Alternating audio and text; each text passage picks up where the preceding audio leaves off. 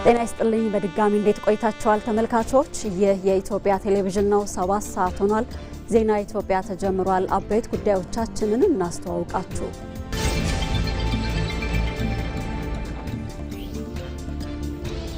የ2019 በጀት ዓመት ረቂቅ በጀት ኢትዮጵያ የጀመረችውን የማክሮ ኢኮኖሚ መዋቅራዊ ማሻሻያ ለማጠናከርና የፖሊሲ አቅጣጫዎችን የሚያሳካ ነው።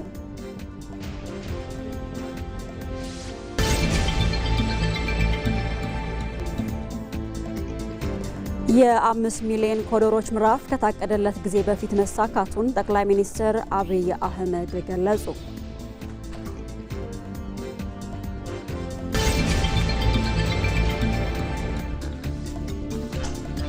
የኢትዮጵያ የኢንዱስትሪ ፓርክ ልማት ስትራቴጂና ስኬት ለአፍሪካ ምሳሌ ነው አሉ በተባበሩት መንግስታት ድርጅት የአፍሪካ ኢኮኖሚክ ኮሚሽን ዋና ጸሐፊ ክላቨር ጋቴቴ።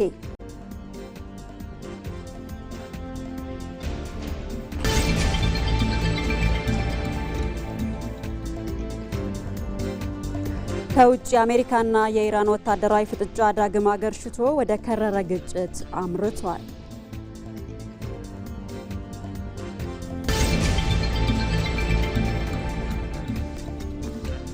ከውጭ የዓለም ዋንጫ ዛሬ ሲጀምር አዘጋጇ ሜክሲኮ ከደቡብ አፍሪካ የሚያደርጉት የመክፈቻ ጨዋታ ትኩረት አግኝቷል። የሚሉት የሰዓቱ አበይት ጉዳዮቻችን ናቸው።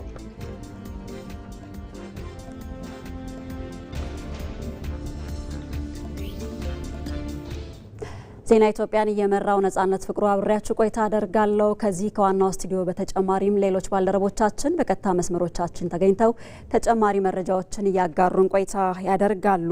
በተለይም ደግሞ በሕዝብ ተወካዮች ምክር ቤት 5ኛ ዓመት የስራ ዘመን 25ኛ መደበኛ ስብሰባ እየተካሄደ ነው የሚገኘው። የ2019 በጀት ዓመት ረቂቅ በጀት ይፋ ተደርጓል። በዚህ ላይ ረቂቅ ምክረ ሀሳብ እየተደረገበት ነው የሚገኘውና እዛ ያለውን እውነት እየተከታተለ የሚገኘው ሳምሶን ገርሉ ተጨማሪ መረጃዎችን ቆየት ብሎ ያደርስናል። ከዛ ባለፈ ባልደረባችን ጌታቸው ባልቻም በዚህ ጉዳይ ላይ አህዛዊ መረጃዎችን አሰባስቦ ቆየት ብሎ መረጃዎችን የሚያጋራን ይሆናል። በተጨማሪም የኢትዮጵያ የኢንዱስትሪ ፓርክ ልማት ስትራቴጂ እንዲሁም ደግሞ ስኬት ለአፍሪካ ምሳሌ ስለመሆኑ ተነስቷል። ይሄንን በሚመለከት ሰፋ ያሉ መረጃዎችን አካቶ ባየሙላት ቆየት ብሎ በዚህ ጉዳይ ላይ መረጃዎችን የሚያጋራን ነው የሚሆነው። አብራችሁን ልትቆዩ እንጋብዛችኋለን። ቀዳሚ ወዳደረግነው ጉዳይ እናልፋለን።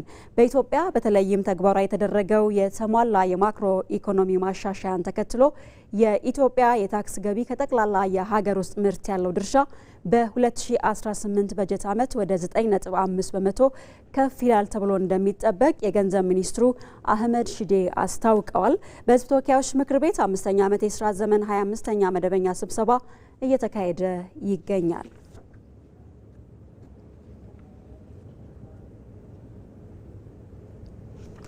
እዚህ ጉዳይ ላይ ቆይታ እናደርጋለን። እዚህ ጉዳይ ላይ ደግሞ ተጨማሪ መረጃዎችን በቀጥታ መስመራችን ተገኝቶ የሚነግረን ሳምሶን ገርሉ ነው። ሳምሶን ቀደም ሲል ያነሳነው ሀሳብ አለና በሕዝብ ተወካዮች ምክር ቤት በተለይ የ2019 በጀት ዓመት ረቂቅ በጀት ይፋ ተደርጓልና የቀረበ ምክረ ሀሳብ አለ፣ የተደረገ ውይይትንም አለና እዚህ ውይይት ላይ የተነሱ ሀሳቦች ምንድናቸው የሚለውን አካተ መረጃዎችህን ብታጋራን።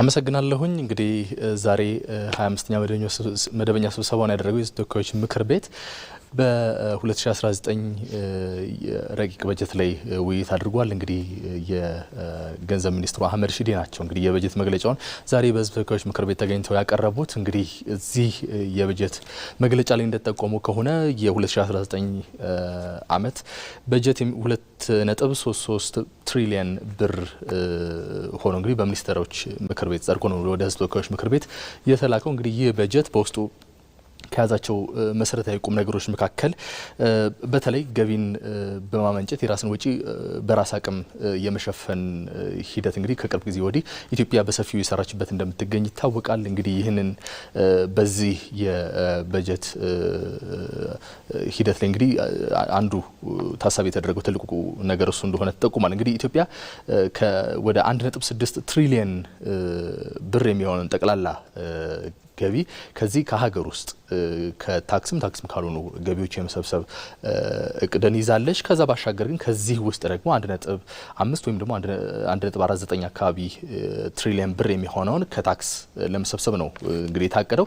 ይህ እንግዲህ ባለፉት ጊዜያት ወይም ባለፉት ዓመታት ኢትዮጵያ በተለይ የታክስ ስርዓቷን ወይም ደግሞ የግብር ስርዓቷን በማዘመን ረገድ የጉምሩክ ስርዓቶቿን በማዘመን ረገድ የምትሰበስባቸውን ገቢዎች በማሳደግ የታክስ መሰረቱን በማስፋት ብቻ ወደ የሚገባውን ገቢ በማሳደግ ረገድ በርካታ ስራዎችን እየሰራች እንዳለች ይታወቃል። ይህ እንግዲህ በሚቀጥሉት ዓመታትም እንዲሁ ተጠናክሮ እንደሚቀጥል ጭምር ነው የተነሳው። እንግዲህ በዚህም ዘንድሮ የታየው ውጤት በተለይ የሀገር ውስጥ ታክስን በመሰብሰብ ወይም የሀገር ውስጥ ግብርን በመሰብሰብ ሂደት ውስጥ የታየው ለውጥ ለዚህ አሁን ለታቀረው ወይም ደግሞ ለዚህ በጀቱን የራስን ወጪ በራስ የመሸፈን ሂደት ውስጥ ትልቁን አስተዋጽኦ ያበረክታል። ለዚህም ትልቅ እምነት አለን የሚል ሀሳብ ተነስቷል። ከዛ ባሻገር እንግዲህ በተለይ የመንግስት ጠቅላላ ወጪን ስንመለከት ከዚህ ከተመደበው በጀት ውስጥ ወደ 1.2 ትሪሊየን ብር አካባቢ ይሆናል። ይህ እንግዲህ ጠቅላላ ወጪ ሲባል መንግስት እንግዲህ ሌሎች በውስጡ የተካተቱ በርካታ ነገሮች ስለመኖራቸው ጭምር ነው የተነሳው። ይህ እንግዲህ በተለይ እንደ ደህንነት ያሉ ሌሎች የልማት ሴፍቲኔት ፕሮግራሞች፣ መጠባበቂያ፣ የእዳ ክፍያን እንዲሁ የማዳበሪያ ድጎማን ጨምሮ በርካታ ነገሮች በውስጡ ስለመጠቃላቸው ተነስቷል። ይህ እንግዲህ በካፒታል ወጪ ውስጥ የማይጠቃለሉ ግን መንግስት የህዝብ ኑሮ ለመደጎም ወደ ራሱ የተሸከማቸው በርካታ የዕዳ ጫናዎች መኖራቸውን ጭምር ነው ያነሱት። እንግዲህ እዳን ስንል እንግዲህ ከዚህ በጀት ውስጥ ደግሞ ለእዳ ክፍያ የሚሆኑ የበጀት ድልድል እዚህ ውስጥ ይገኛል። እንግዲህ ይህ ደግሞ በተለይ ከ10 ከ20 ከ15 ዓመታት በፊት የነበሩ የእዳ ጫናዎች በተለይ ማክሮ ኢኮኖሚውን ሰብሮት የነበሩ ኢትዮጵያንም ወደ ገደል አፋፍ ላይ ጭምር በዚህ በማክሮ ኢኮኖሚ ውስጥ እንድትደርስ አድርገዋት የነበሩ ጫናዎችን እነሱን ከማቃለል ረገድ ባለፈው ዓመት እንዲሁም ደግሞ ዘንድሮ ለሚቀጥሉ ዓመታት እንግዲህ የሚቀጥሉ ወይም ደግሞ የሚሰሩ ስራዎች እንደሚኖሩ ጭምር አንስተዋል። እዳን በማሸጋሸግ ሂደት ውስጥ ኢትዮጵያ በተለይ ከውጭ አበዳሪዎቿ ጋር የሄደችበት እርምጃ በእጅጉ የሚመሰገን ስለመሆኑ አንስተዋል። አሁን የተደረሰበት ደረጃ ደግሞ የበለጠ የወደፊቱን ለማሳደግ ጭምር የሚያግዝ ነው። ከዚህ ባሻገር 568 ቢሊዮን ብር አካባቢ ለካፒታል ወጪ ተመድቧል። ከዛው ባሻገር እንግዲህ 520.6 ቢሊዮን ብር ደግሞ ለክልሎች የበጀት ድጎማ ጭምር መደልደሉን በዚህ የበጀት መግለጫ ውስጥ ገንዘብ ሚኒስትሩ አንስተዋል። እንግዲህ ይህንን ነው ዛሬ ፓርላማው በሰፊው ከተወያየበት በኋላ ለፕላን በጀትና ፋይናንስ ጉዳዮች ቋሚ ኮሚቴ ለዝርዝር እይታ መርቶታል። እንግዲህ ለሳቱ ያሉ መረጃዎች እነዚህን ይመስላሉ። ሳምሶን ገርሎ ስለ መረጃዎች እናመሰግናለን። ከዚህ ጉዳይ አልወጣንም። ከ2019 የፌዴራል መንግስት ረቂቅ በጀት ላይ 1.4 ትሪሊየን ብሩን ከታክስ ገቢዎች ለመሸፈን ታቅዷል። በተለይም በረቂቅ በጀቱ የተጣራ የበጀት ጉድለት 308.6 ቢሊዮን ብር ሲሆን ከጥቅል ሀገራዊ ምርት ያለው ድርሻ ደግሞ 1.4 በመቶ ነው። ይህ የበጀት ጉድለትም በአብዛኛው ከግምጃ ቤት ሰነድ ሽያጭ ለመሸፈን የታቀደ ነው። የ2019 ረቂቅ በጀት ዋና የሚባሉ አሃዛዊ መረጃዎችን ምን ይዘት አላቸው ስንል እንመለከታለን። ጌታቸው ባልቻ ይህንን በተመለከተ ያዘጋጀው ዘገባ አለ። አመሰግናለሁኝ። የ2019 በጀት ዓመት ረቂቅ በጀት በዚህ ሳምንት በሚኒስትሮች ምክር ቤት ውይይት ከተደረገበት በኋላ ለሕዝብ ተወካዮች ምክር ቤት ተመርቷል። በዛሬው ዕለትም የገንዘብ ሚኒስትሩ አቶ አህመድ ሺዴ ረቂቅ በጀቱ ዝርዝር ምን ጉዳዮችን ይዟል የሚለውን አቅርበዋል ማለት ነው። የ2019 ረቂቅ በጀት አሃዛዊ መረጃዎችን ስንመለከት በኢትዮጵያ ታሪክ ከፍተኛ የሆነው በጀት ነው። ለ2019 የተያዘው 2.339 ትሪሊዮን ብር ያህል ማለት ነው። ከዚህ ውስጥ እንግዲህ ይሄም ከ2018 ጋር ሲነጻጸር 411 ቢሊዮን ብር ያህል በመቶኛም ሲቀመጥ 21.3 በመቶ ብልጫ ያለው ነው ማለት ነው። ሌሎች ዝርዝር መረጃዎችን ስንመለከት እንግዲህ መደበኛ ወጪ 1.23 ትሪሊዮን ብር ያህል ድርሻ አለው። ካፒታል ወጪ 568 ቢሊዮን ብር ያህል ድርሻ አለው። ከዛ በተጨማሪ ለብሔራዊ ክልላዊ መንግስት ድጋፍ የሚውለው 520.6 ቢሊዮን ብር ያህል ነው። ከዚህ በተጨማሪ ለክልሎች የዘላቂ ልማት ድጋፍ ደግሞ 14 ቢሊዮን ብር ያህል ከረቂቅ በጀቱ ተመድቧል ማለት ነው። ካፒታል በጀት ትኩረት ያደረገባቸውን ጉዳዮች ስንመለከት ለመንገዶች ግንባታ፣ ከፍተኛ ትምህርት ነባር ፕሮጀክቶች ማስፈጸሚያ፣ መስኖ ልማት ፕሮጀክቶችን ለማስፋፋት እንዲሁም ሌሎችም ካፒታል በጀቱ ትኩረት ያደረገባቸው ጉዳዮች አሉ። ለመጠጥ ውሃና ሳኒቴሽን፣ ገጠር ስራ ዕድል ፈጠራ፣ ለከተማ ምግብ ዋስትናና ልማታዊ ሴፍትኔት እንዲሁም ለጤናው ዘርፍ የተመደበ በጀት አለ ማለት ነው። በካፒታል ፕሮጀክት ዝርዝር ውስጥ የፌዴራል መንግስት ጠቅላላ ገቢ ከተመደበው 2.3 ትሪሊዮን ብር ያህል ረቂቅ በጀት ውስጥ 1.8 ትሪሊዮን ብር አጠቃላይ የፌዴራል መንግስት ጠቅላላ ገቢን ለበጀቱ የተያዘ ነው። 1.6 ትሪሊዮን ብር ከሀገር ውስጥ ምንጮች የሚሰበሰብ ነው። ከዚህ ውስጥ ደግሞ 1.4 ትሪሊዮን ብር ወይም ደግሞ 82 በመቶ ያህሉ ከታክስ የሚሰበሰብ ገቢ ነው ማለት ነው። 120.4 ቢሊዮን ብር ደግሞ ታክስ ካልሆኑ ገቢዎች ከነዚህም ለምሳሌ የመንግስት የልማት ድርጅቶች ከሚያገኙት ትርፍ የሚገኝ ነው። 183.4 ቢሊዮን ብር ደግሞ ከልማት አጋሮች በበጀት ድጋፍ መልክ የሚገኝ ነው። ከዛ በተጨማሪ 121.6 ቢሊዮን ብሩ ከፕሮጀክቶች እርዳታ አጋር ተቋማት የልማት አጋሮች የሚያበረክቱት ነው ማለት ነው። እንግዲህ የተጣራ የበጀት ጉድለትን ስንመለከት ከ2.33 ትሪሊዮን ብሩ ረቂቅ በጀት ውስጥ 308.6 ቢሊዮን ብሩ የተጣራ የበጀት ጉድለት ነው። ከጥቅል ሀገራዊ ምርት ድርሻ ያለውን መቶኛ ስናይም 1.4 በመቶ ያህል ድርሻ አለው። የበጀት ጉድለት እንግዲህ ከጥቅል ሀገራዊ ምርት እስከ 3 በመቶ ያህል ቢሆን ጤናማ መሆኑም የሚመከር ነው። ኢትዮጵያን በተለይ ባለፉት 2 እና 3 ዓመታት የበጀት ጉድለትን ጤናማ በሆነ መልኩ ለመምራት በተለይ ከዚህ ቀደም ብሔራዊ ባንክ ቀጥታ ብድር የነበረውን አሸፋፈን አሁን ግን ከግምጃ ቤት ሰነድ ለመሸፈን የጥብቅ የሆነ የገንዘብና ፊስካል ፖሊሲን ተግባራዊ በማድረጓ የበጀት ጉድለቱ እየቀነሰ የመጣበትን ሁኔታ እናያለን ማለት ነው። በጀቱ ታሳቢ ያደረጋቸው የ2019 ረቂቅ በጀት ታሳቢ ያደረጋቸውን ጉዳዮች ስንመለከት የፊስካል ቁመናን ማጠናከር፣ ቀደም ሲል እንደገለጽኩትም የበጀት ጉድለቱን ጤናማ በሆኑ የመምራት ከታክስ የሚሰበሰበውን ገቢም ከፍ በማድረግ ከዚህ ቀደም የነበረውን ከውጭ እርዳታ ላይ የተንጠለጠለ የበጀት አሸፋፈንን እሱን በማስቀረት ከታክስ ገቢ ለመሸፈን እየተሰራ ያለበት ሁኔታ አለ። የማክሮ ኢኮኖሚ መረጋጋትንም መፍጠርንም ታሳቢ አድርጓል። የማክሮ ኢኮኖሚ ማሻሻያው በተለይ የተሟላ ማክሮ ኢኮኖሚ ማሻሻያ ባለፉት 2 ዓመታት ተግባራዊ ተደርጓል። በጀቱም ይሄንን ታሳቢ ያደረገ ነው። የውጭ ኢኮኖሚያዊ ቀውስ ጫናዎችንም ለመቋቋም ትኩረት ተደርጓል። በተለይ አሁን ያለውን መካከለኛው ምስራቅ ጦርነት እናውቃለን። በተለያዩ ሀገራት ላይ ጫና እያሳደረ ነው። ይህንም ለመቋቋም ኢትዮጵያ በበጀቷ ላይ ትኩረት አድርጋለች ማለት ነው። ሌሎች መረጃዎችንም ስንመለከት የ2019 የኢኮኖሚ እድገት የሚጠበቀው 10.1 በመቶ እድገት ይጠበቃል። የተለያዩ ዘርፎችም በዚህ ውስጥ የሚያስመዘግቡት እድገት ይኖራል ማለት ነው። በሌላ ጉዳያችን የኢትዮጵያ የ2018 በጀት ዓመት በርካታ ታላላቅ ምዕራፎች የተከፈቱበት ዓመት ሆኖ እየተጠናቀቀ ነው። ታዲያ ይህ በጀት ዓመት ምን አሳካ፣ እንዴትስ አለፈ የሚለውን አጠቃላይ እይታ ደግሞ ሪፖርተራችን ይመራደም ተከታዩን ዘገባ አዘጋጅቷል። ሊጠናቀቅ ጥቂት ቀናት ብቻ የቀሩት 2018 በጀት ዓመት ኢትዮጵያ በጉልህ ታሪኳ የምታወሳው የስኬታማ ጉዞ አንድ አካል ነው።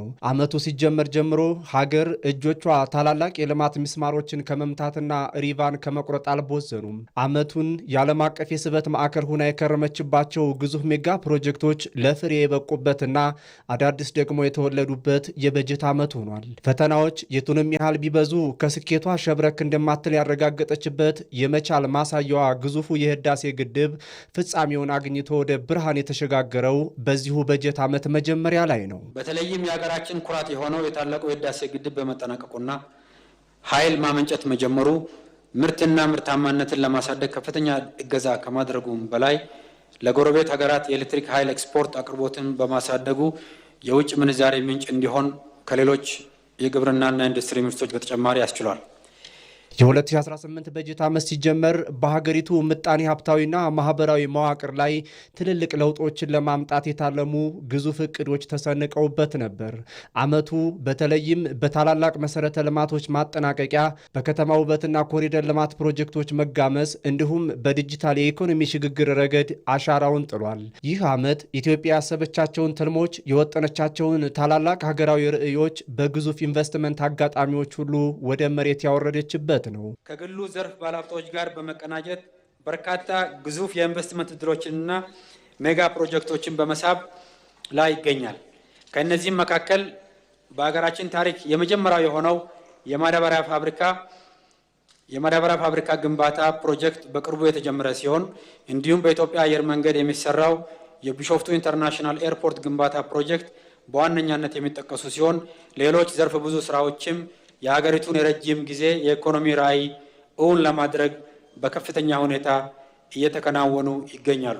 የበጀት ጉድለትን ለመሙላት ከብሔራዊ ባንክ የሚወሰደው ቀጥታ ብድር ሙሉ ለሙሉ ተቋርጦ በምትኩ በገበያ የፋይናንስ አማራጮች መሸፈን ከጀመረችም እነሆ ሁለተኛ በጀት ዓመቷን አስቆጥራለች። ይህም የተረጋጋና የበለጸገ ኢኮኖሚን ለመገንባት በምታደርገው ጉዞ ውስጥ የዋጋ ንረትን በመቆጣጠር ትርጉም ያለው ከፍተኛ ውጤት እንዲመዘገብ አስችሏል። የተቀናጀ የገንዘብና የፊስካል ፖሊሲ እርምጃዎችን ተግባራዊ በማድረግ ምርትና ምርታማነትን በማሻሻልና ጠንካራ ኢኮኖሚ እድገት በማስመዝገብ እንዲሁም ቁርጠኛና ውጤታማ የኢኮኖሚ አስተዳደርን በማስፈን የዋጋ ግሽበትን በተሳካ ሁኔታ መቀነስ ተችሏል። እነዚህ እርምጃዎችም የሸቀጦችና የአገልግሎቶች ዋጋ ግሽበት ወደ ነጠላ አሃዝ ደረጃ በማውረድ አዎንታዊ ውጤት አስገኝቷል። የዋጋ ንረት በያዝነው በጀት ዓመት ከታህሳስ ወር ጀምሮ ወደ ነጠላ አሃዝ እድገት የወረደ ቢሆንም በሚያዝያ ወር ላይ የተወሰነ ጭማሪ በማሳየት ወደ 11.7 በመቶ ከፍ ብሏል። ይህም የመካከለኛው ምስራቅ ቀውስ በፈጠረው የዓለም የሸቀጦች ዋጋ ማሻቀብ በተለይም ከነዳጅ ዋጋ ማሻቀብ ጋር ተያይዞ የተከሰተ ጭማሪ ሲሆን ይህም የሚጠበቅ ነው። ሆኖም መንግስት ከዚህ ጋር በተያያዘ ከነዳጅ አቅርቦት አንጻር ይህ ከፍተኛ ተግዳሮት እንዳይሆን በወሰዳቸው እርምጃዎች የዋጋ ጭማሪው የከፋ እንዳይሆን ማድረግ ተችሏል። በስትራቴጂያዊ ፕሮጀክቶች መሳካት፣ በዲጂታል አገልግሎቶች መስፋፋትና በተቋማዊ የለውጥ ማሻሻያ ስራዎች ረገድ ጉልህ ስኬቶችን አስመዝግቦ እያለፈ ጫፍ ላይ በሚገኘው በጀት ዓመትም ከወጪ ሸቀጦች ንግድ ከፍተኛ ገቢ የተገኘበት ነው። በበጀት ዓመቱ 10 ወራት ከወጪ ሸቀጦች ንግድ የተገኘው ገቢ $8.7 ቢሊዮን ሲሆን ይህም በ2017 ተመሳሳይ ጊዜ ከተገኘው ገቢ አንጻር የ38.9 በመቶ እድገት አሳይቷል። እንዲሁም በበጀት ዓመቱ መጨረሻ ከ10.5 ቢሊዮን በላይ እንደሚደርስ ይጠበቃል። በ2018 በጀት ዓመት የኢኮኖሚ እድገቱ ዝቅተኛውን የህብረተሰብ ክፍል እንዳይጎዳ ሚዛኑን የጠበቀ ለማድረግ የመንግስት ድጎማ ስርዓትም እንዲሁ የለውጥ አምድ ሆኖ የሚታየው ስራ ነው። መንግስት የምግብ ዘይትና መሰረታዊ መድኃኒቶችን በማቅረብ ረገድ የድጎማ በጀት በመመደብ ዝቅተኛ ገቢ ላላቸው ዜጎች ድጋፍ አድርጓል። በሌላ በኩል ለፌዴራልና ለክልል መንግስታት ሰራተኞች ለተከታታይ 2 ዓመታት የደሞዝ ማሻሻያ ጭማሪ ተግባራዊ የተደረገ ሲሆን ሰራተኞች በወቅቱ ከተከሰተው የዋጋ ንረት በተወሰነ ደረጃ ኑሯቸውን እንዲደጉሙ ማድረግ ተችሏል። የበጀት ዓመቱ በልማት ብቻ ሳይሆን በዲሞክራሲ ስርዓት ግንባታ ላይ አሻራ ያሳረፉ ታሪካዊ ሁነቶች የተስተናገዱበትም ነበር። ከእነዚህም መካከል ግንባር ቀደሙ የ7ኛው ጠቅላላ ምርጫ ነው። ይህ ሂደት ኢትዮጵያ ገለልተኛና ጠንካራ ተቋማትን ለመገንባት የምታደርገውን የረጅም ጉዞ ያገዘ ታሪካዊ ሁነት ዓመቱን ልዩ አድርጎታል። የ2018 በጀት ዓመት የኢትዮጵያ ሕዝብና መንግስት በጽናትና በስራ ወዳድነት ተፈትነው ያለፉበት፣ ተሞክረው የማያውቁ ዓለም በአድናቆትና በትኩረት የተመለከታቸው ታላላቅ ሜጋ ፕሮጀክቶች ፍጻሜ ያገኙበትና የነገዋን ብሩህ ሀገር ለመገንባት ጠንካራ መሰረት የተጣለበት ዓመት ሆኖ ለቀጣዩ በጀት ዓመት እርሾ ሆኖ ከደጃፍ ደርሷል። የገንዘብ ሚኒስትሩ አህመድ ሺዴ ለምክር ቤቱ ባቀረቡት የበጀት መግለጫ ላይ መንግስት ያቀረበው የ2019 ረቂቅ በጀት የተያዙ የማክሮ ኢኮኖሚና አጠቃላይ የሚባሉ የልማት እቅዶችን ታሳቢ ያደረጉ ናቸው። በዚህም ለቀጣዩ በጀት ዓመት 2.339 ትሪሊየን ብር ሆኖ ለሕዝብ ተወካዮች ምክር ቤት ቀርቧል። ረቂቅ በጀቱ ለ2018 በጀት ዓመት ከጸደቀው የወጪ በጀት የ21.3 በመቶ እድገት ያለው ስለመሆኑም ነው የተመላከተው። ወንደሰን አፈወርቅ ተጨማሪ አለው።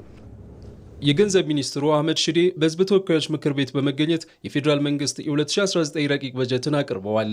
የገንዘብ ሚኒስትሩ እንዳሉት የፌዴራል መንግስት የ2019 በጀት 2.339 ትሪሊየን ብር ሆኖ ቀርቧል። ይህም ከ2018 በጀት ዓመት ከጸደቀው ጋር ሲነጻጸር የ21.3 በመቶ እድገት ያለው ነው።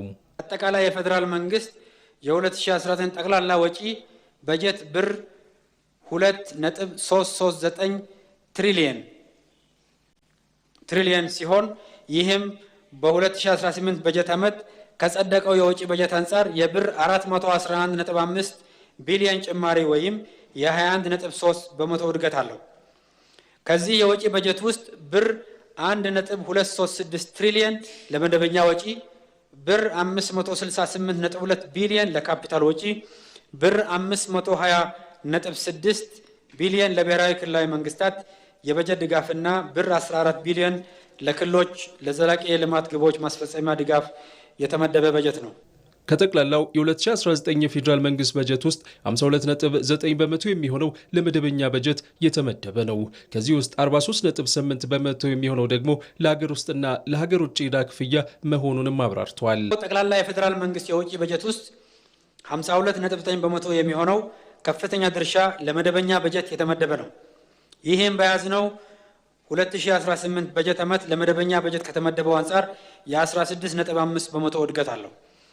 ከዚህ ጠቅላላ የመደበኛ ወጪ ውስጥ ብር 542 ቢሊዮን ወይም 43.8 በመቶ የሚሆነው ከፍተኛውን ድርሻ የተደለደለው ለሀገር ውስጥና ለውጭ ሀገር ዕዳ ክፍያ ሲሆን ብር 236.4 ቢሊዮን ወይም 19.1 በመቶ የሚሆነው ደግሞ ለማዳበሪያና ለነዳጅ ድጎማ እንዲሁም የኢትዮጵያ ነዳጅ ድርጅትን ካፒታል ለማሳደግ የተመደበ በጀት ነው።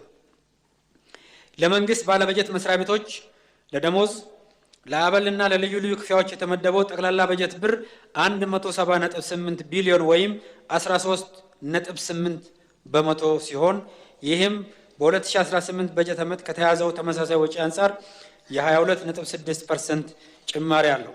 በሌላ በኩል ለ2019 በጀት ዓመት ለፌዴራል መንግስት ለካፒታል በጀት የተደለደለው ብር 568.3 ቢሊዮን ሲሆን ከጠቅላላ የወጪ በጀቱ የ24.3 በመቶ ድርሻ ሲኖረው ለ2018 በጀት ዓመት ከተመደበው አንጻር የብር 153 ቢሊዮን ጭማሪ ወይም የ36.8 በመቶ እድገት አለው። በ2019 በጀት ዓመት ከሀገር ውስጥ እንዲሁም ከውጭ 1.8 ትሪሊዮን ብር ገቢ ለመሰብሰብ በእቅድ ተይዟል። መንግስት የበጀት ጉድለቱን ከውጭና ከሀገር ውስጥ ከሚገኝ የተጣራ ብድር በመውሰድ ለመሸፈን ማቀዱንም የበጀት እቅዱ ያሳያል። በ2019 በጀት ዓመት የፌዴራል መንግስት ከሀገር ውስጥ ገቢ ምንጮች እንዲሁም ከውጭ እርዳታ በድምሩ ብር 1.8 ትሪሊዮን ገቢ እንደሚሰበሰብ በእቅድ ተይዟል። እንዲሁም ለመደበኛ ለካፒታልና ለብሔራዊ ክልላዊ መንግስታት የበጀት ድጋፍና የዘላቂ ልማት ግቦች ማጠናከሪያን ወጪን ጨምሮ ጠቅላላ የውጭ በጀቱ 2 ትሪሊየን 333 ቢሊየን በጀት ተደግፎ ቀርቧል። በዚህም መሰረት የቀጣዩ የ2019 በጀት ዓመት የፌዴራል መንግስት የተጣራ የበጀት ጉድለት ብር 308.6 ቢሊዮን ሲሆን ይህንንም የበጀት ጉድለት ብር 5.7 ቢሊዮን ከውጭና ብር 302.9 ቢሊዮን ከሀገር ውስጥ የተጣራ ብድር በመውሰድ እንዲሸፈን የታቀደ ነው። ይህ የተጣራ የበጀት ጉድለት ከአጠቃላይ የሀገር ውስጥ ምርት ያለው ድርሻ ደግሞ 1.4 በመቶ ነው። ለ2019 በጀት ዓመት የተቀመጠው ይህ አጠቃላይ የተጣራ የበጀት ጉድለትም መንግስት በተሟላ የማክሮ ኢኮኖሚ ማሻሻያው የተረጋጋ ኢኮኖሚ ለማስፈን ካስቀመጠው ግብ ጋር የተጣጣመ ነው። የሀገር ውስጥ ብድር አወሳሰዱም የመንግስት ግምጃ ቤት ሰነዶችን በመሸጥ ከገበያው ለማግኘት የታቀደ ሲሆን የውጭ ብድሩ ከልማት አጋሮች በበጀት ድጋፍ መልክ እና ለፕሮጀክቶች ማስፈጸሚያ በሚወሰድ ብድር ለመሸፈን የታቀደ ነው። ከሀገር ውስጥ የሚወሰደው ብር 302.9 ቢሊዮን የተጣራ ብድር ከአጠቃላይ የሀገር ውስጥ ምርት ያለው ጥምርታ ወይም ድርሻ 1.3 በመቶ ብቻ ነው። ረቂቅ በጀቱ መንግስት የያዛቸውን የማክሮ ኢኮኖሚና አጠቃላይ የልማት እቅዶችን ታሳቢ አድርጎ ያዘጋጃቸው ናቸው። የገንዘብ ሚኒስትሩ የኢትዮጵያ ኢኮኖሚ በ2019 በጀት ዓመት አጠቃላይ ሀገራዊ እድገቱ ባለ 2 አሃዝ ሆኖ እንደሚመዘገብም አብራርተዋል። በ2019 የፌዴራል መንግስት ረቂቅ በጀትም መንግስት የያዛቸውን የማክሮ ኢኮኖሚ እቅዶች እንዲሁም አጠቃላይ የልማት እቅዱን ታሳቢ በማድረግ የተዘጋጀ ነው።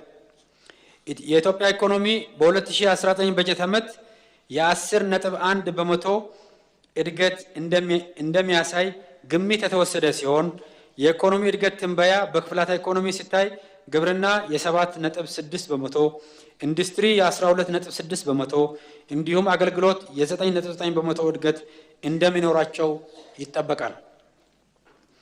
የመካከለኛው ምስራቅ ግጭት በእድገቱ ላይ ተጽዕኖ እንደሚኖረው የተደረጉ የዳሰሳ ጥናቶች ያመላከቱ ሲሆን የ2019 በጀትም ይህንኑ ታሳቢ በማድረግ ጦርነቱ በኢኮኖሚ እድገት ላይ የሚያሳድረውን ተጽዕኖ በተቻለ መጠን ለማርገብ በሚያስችል መልኩ የተዘጋጀ ነው።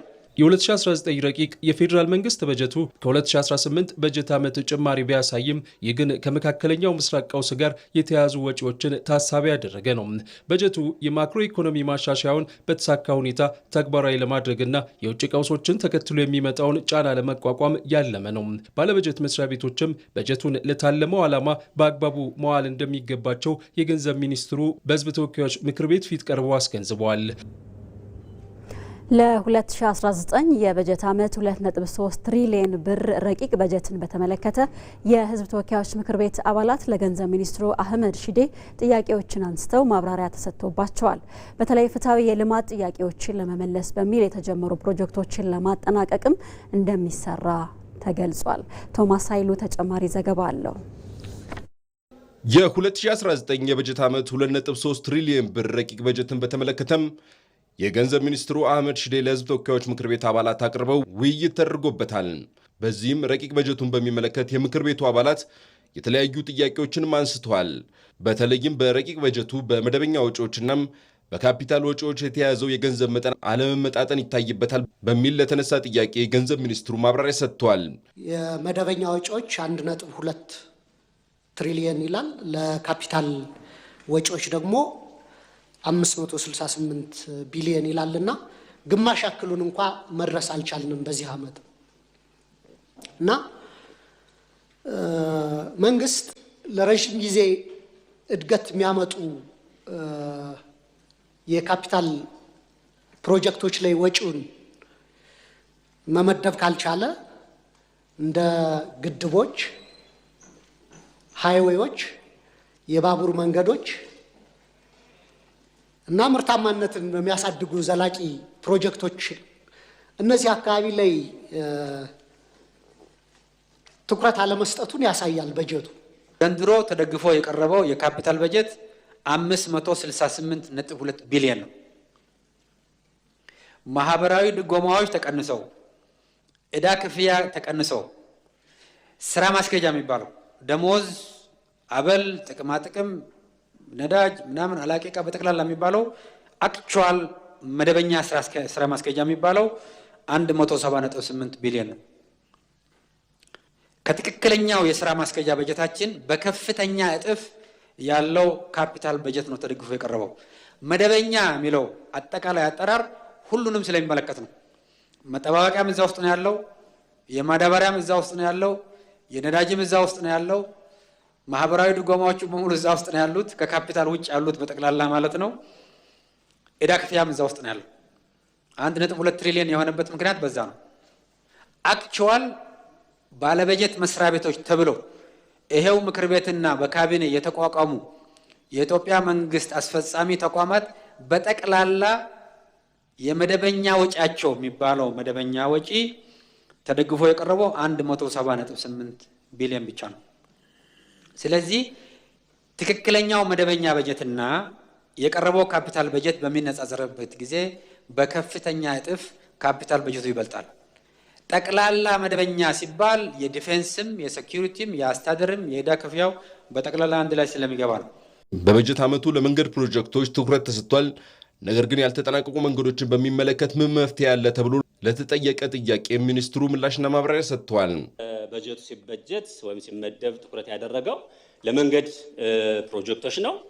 ይሄም ልዩ ትኩረት መሰጠቱ በጣም ጥሩ ነው ብዬ ነገር ግን በየዓመቱ ይህንን እያል አሁንም 70%፣ 80%፣ 90% የደረሱ ፕሮጀክቶች የማያልቁ አሉ። ምክንያቱም የተመደበው በጀትም በትክክል ሪሊ ይሰጣል ወይ የሚለውን ነገር በደንብ ማየትም ያስፈልጋል። አምናም በደንብ በስፋት አስረድተናል። አምና ብቻ በነበረው ግምገማ ሚኒመም 1.5 ትሪሊዮን ብር ይፈልጋል ያሉትን ነባር መንገዶች ብቻ ለመጨረስ ማለት ነው።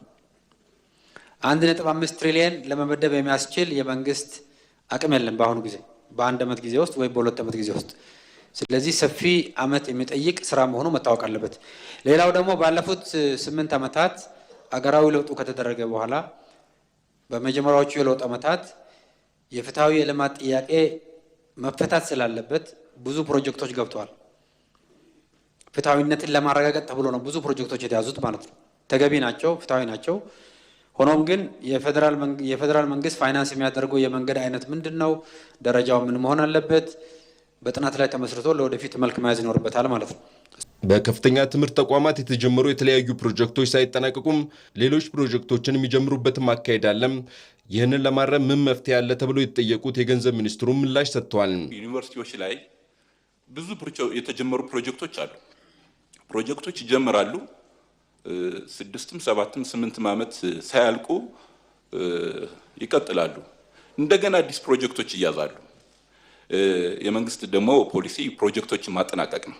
ይህንን በጀቱን ለሚቀበለው ቋሚ ኮሚቴ ትኩረት እንዲያደርግበት የምፈልገው ፕሮጀክቶች የተጀመሩ ፕሮጀክቶች ያ ዩኒቨርሲቲ አዲስ ፕሮጀክት ማቅረብ የለበትም። በቃ የመጀመሪያው ማጠናቀቅ፣ ከዛ ደግሞ አዲስ ፕሮጀክት ቢሄድ ዩኒቨርሲቲ ፕሮጀክቶች ጋር በተገናኘ አዳዲስ ፕሮጀክቶች ዩኒቨርሲቲ ባለፉት ዓመታት ማለያዝንም የተጀመሩ ፕሮጀክቶችን ብዙ ናቸው። እነሱንም ለመጨረስ ከፍተኛ ገንዘብ ነው የሚፈልገው። የዩኒቨርሲቲ ፕሮጀክቶች አያያዝም ችግር አለበት። እሱን እየፈተሽን የምናርም ነው የሚሆነው። አሁን የመደብነው ግን ነባር ፕሮጀክቶችን ለመጨረስ የሚያስችል አይደለም። ኦልሬዲ በእጃችን ከሁሉም ዩኒቨርሲቲዎች ተሰብስቦ የተሰሩ ስራዎች ብቻ ፋይናንስ ለማድረግ ከ30 ቢሊዮን በላይ በእጃችን አለ። በዘንድሮ ከፍለን ማንጨርሶ ማለት ነው ወደሚቀጥለው ዓመት የሚሸጋገር። ስለዚህ የዩኒቨርሲቲ የካፒታል ፕሮጀክት አያያዝ አስተዳደር ጉዳይ በቀጣይ ከትምህርት ሚኒስቴር ጋርም በመሆን አሁን ጠንከር ያለ ክትትል ማድረግ ስለተጀመረ በዛ መልኩ ትክክለኛ የሆኑት እንዲያልቁ አንዳንድ እንደገና መታየት አለባቸውም ካሉ መታየት አለባቸው። ከበጀት አጠቃቀም ጋር በተያያዘ አዲስ በተቋቋሙ ክልሎች ውስጥ ችግሮችና የበጀት እጥረት ይታያል። ይህንን ለመቅረፍ የተያዘ መፍትሄ ሳለ በሚል ከምክር ቤት አባላቱ ጥያቄም ተነስቷል። እኔ አሁን ወክዬ የመጣውበት ደቡብ ኢትዮጵያ ክልል አካባቢ መዋቅሮች ይቸገራሉ። ከበጀት እጥረት ጋር ተያይዞ መሰረተ ልማት ስራዎችን ለማከናወን የህዝብ የዕለት ተዕለት ጥያቄዎችን ለመመለስ በጣም የሚቸገሩበት ሁኔታ አለና ሜቢ በዚህ 2019 ዓመት ላይ በጀት ዓመት ላይ ይህንን ታሳቢ ያደረገ ድጎማ ለማድረግ የታሰበ ነገር ሜቢ ካለ ቢገለጽ። እንግዲህ በደቡብ ኢትዮጵያ ላይ የበጀት ኢሹ ተነስተዋል። የቀድሞ የደቡብ ክልሎች የነበሩ ክልሎች የድጎማ በጀታቸው ያው በነበረው ቀመር ነው እስካሁን ድረስ የተከደ ያለው። ቀጣይ ብሔራዊ የህዝብ ቆጠራ ተደርጎ አዲሱ ቀመር ተሻሽሎ በአዲሱ የክልል አደረጃጀት መሰረት ሙሉ ለሙሉ በፌዴሬሽን ምክር ቤት አልቆ እስኪመጣ ድረስ በነበረው ይሄው ምክር ቤት በሚያውቀው ነው እየተከደ ያለው። በዛው መሰረት ነው ዘንድሮም የተሰራው። ረቂቅ በጀቱ ውይይት ተደርጎበት ለፕላን በጀትና የፋይናንስ ጉዳዮች ቋሚ ኮሚቴም ተመርቷል።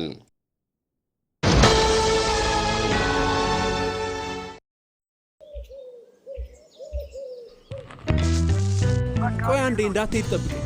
የሲቪ ቪዛ ካርድ አዝዤ መምጣት ብቻ ነው።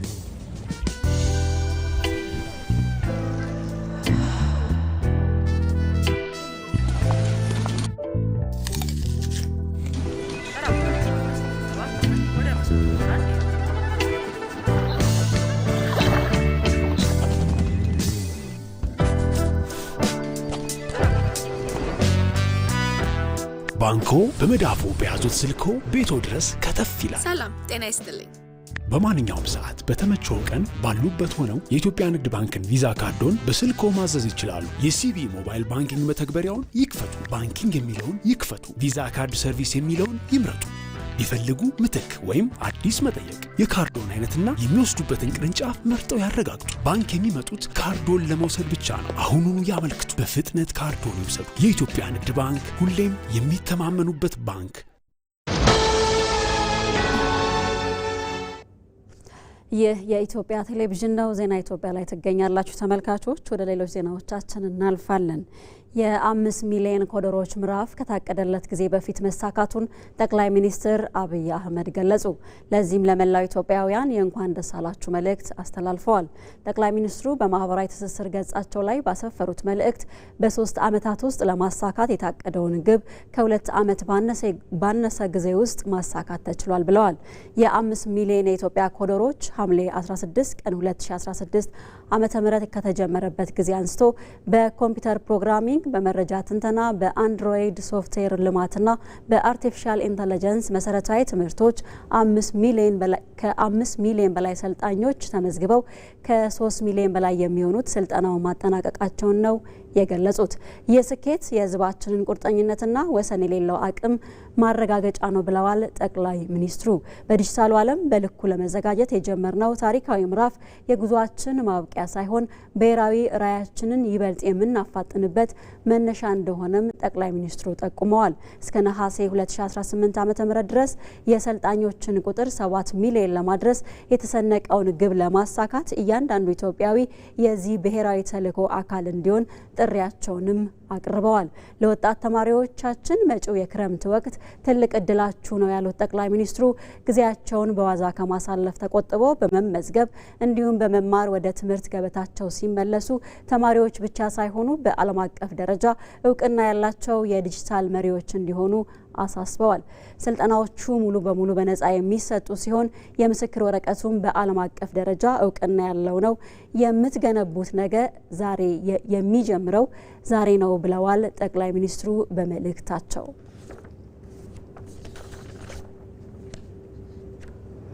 የ5 ሚሊዮን የኢትዮጵያ ኮደር ኢኒሼቲቭ ስኬት የኢትዮጵያን የዲጂታል ጉዞ እያፋጠነ ነው። የኮደር ኢኒሼቲቭ ስልጠናውን 7 ሚሊዮን ለማድረስ እየተሰራም ይገኛል። አቤል ሙልጌታ ተጨማሪ አለው። ነገን ቀድሞ የተረዳ ትውልድ ኢትዮጵያን መጪውን የዲጂታል ዓለም የሚመጥን ሀገር ሆና እንድትገነባ የታለመ ውጥን። ይህ ሁሉ በ5 ሚሊዮን ኮደር ኢኒሼቲቭ የተገለጠ እውነታ ነው። ዓለም በዲጂታል አብዮት የፈጣን ማዕበል ውስጥ በምትናጥበት መጪው ዘመን በማይታዩ የኮድ መስመሮች የሚቀረጽበት በዚህ ወቅት ነገን ቀድሞ በመረዳት ትውልዱን ለዚያ ማዘጋጀት የቅንጦት ሳይሆን የሀገር ሕልውና ጉዳይ ነው። ኢትዮጵያ ይህንን ጊዜ ቀድማ በማስተዋል የነገን የዲጂታል ሀገር በልጆቿ የእውቀት መሰረት ላይ ለመገንባት በከፍተኛ ሐሳቤ የጀመረችው የ5 ሚሊዮን ኮደሮች ኢኒሼቲቭ አሁን ላይ ከታለመለት መዳረሻ ላይ እየገሰገሰ የሀገርን የቴክኖሎጂ ትንሣኤ በደማቅ ቀለም እየጻፈ ይገኛል።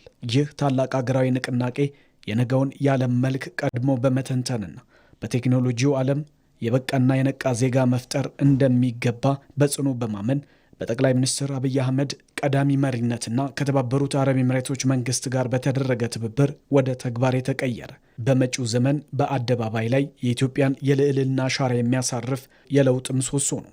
ቀደም ሲል ከብዙ ወጣቶች የራቅና ውስብስብ ተደርጎ ይታሰብ የነበረው የኮምፒውተር ፕሮግራሚንግ ወይም የኮዲንግ እውቀት ዛሬ ላይ በቀላሉ በዜጎች አእምሮ ውስጥ ሊቀመርና ሊሰርጽ እንደሚችል በተግባር የተረጋገጠበትም ሆኗል። ጠቅላይ ሚኒስትር አብይ አህመድ ይህንን እውነታ ሲያስረዱ ቴክኖሎጂ የጥቂቶች ሳይሆን የሁሉም ዜጋ ሕይወትን የሚቀይር የዘመኑ መሳሪያ ነው። ኮዲንግ መማር አዲስ ቋንቋን እንደመልመድ ቀላልና ነገን የመቅረጫ መንገድ ነው ሲሉም ገልጸውታል። ኮዲንግ ነገ ተራ ልምምድ ነው የሚሆነው፣ ልክ እንደ ጎማ መቀየር። አሁን ለኛ እንደዚያ ላይሆን ይችላል።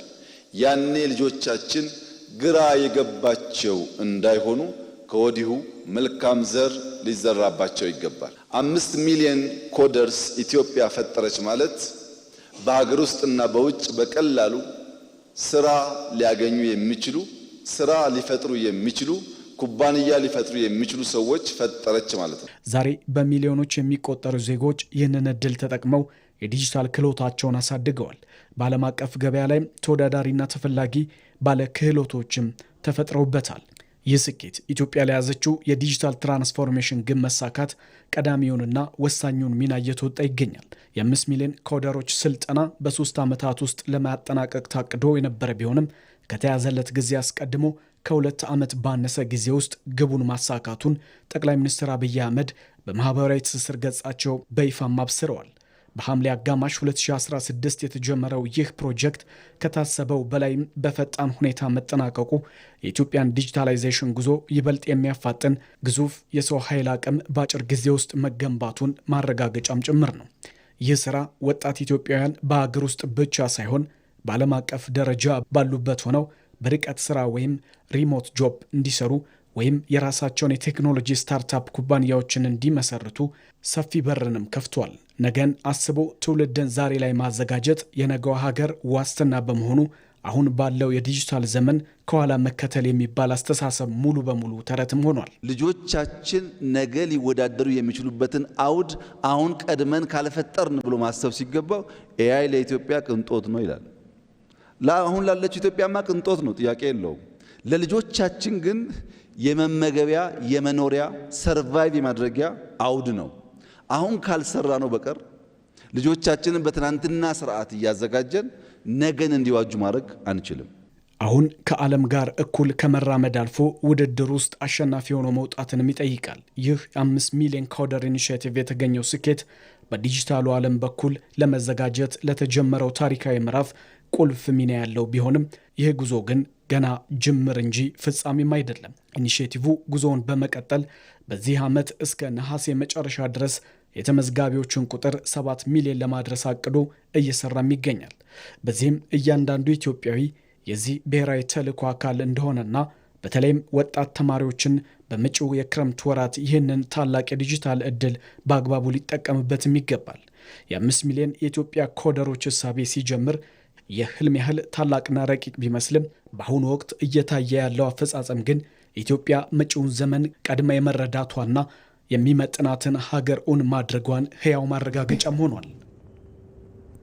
ይሄው የ5 ሚሊዮን ኮደርስ መርሃ ግብር የኢትዮጵያን ወጣቶች የቴክኖሎጂ ባለቤት በማድረግና የዲጂታል ስራ ፈጠራን በማነቃቃት ረገድ ከፍተኛ አቅም ፈጥሯል።